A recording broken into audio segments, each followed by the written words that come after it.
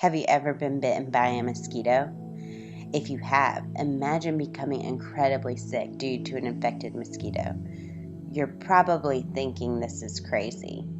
Well, contrary to what you may think, this scenario did happen. During the year 1793, Philadelphia was devastated by what we know as the yellow fever epidemic.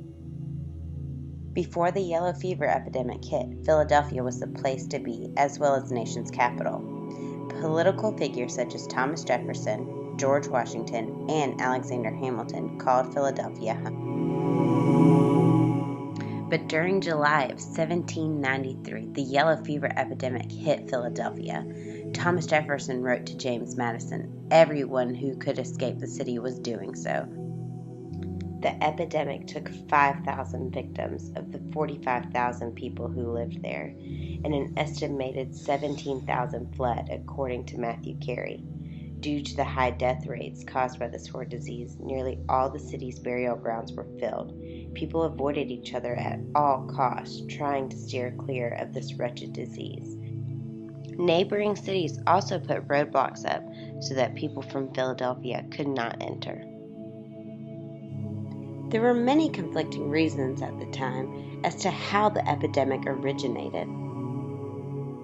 Benjamin Rush, a physician in Philadelphia, believed the disease originated locally due to coffee beans rotting on a dock. The governor pointed his finger at foreigners traveling from the West Indies.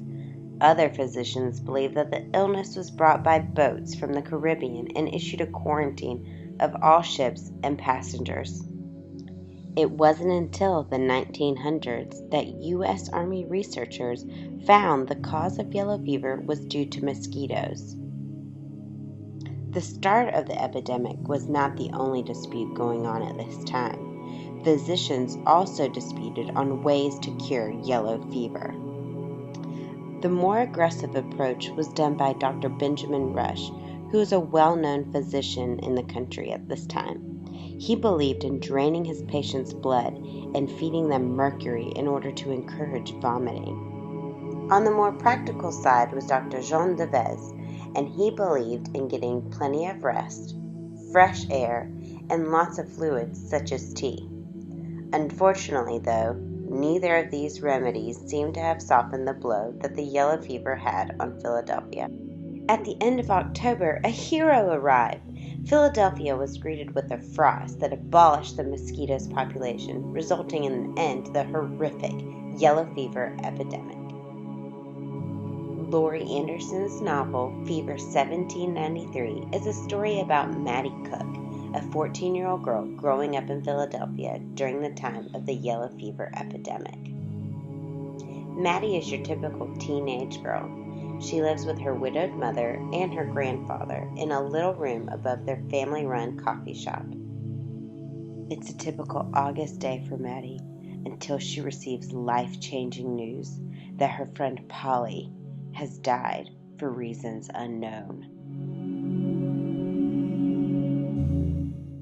As days and weeks go by, more people fall ill to what they find out is yellow fever.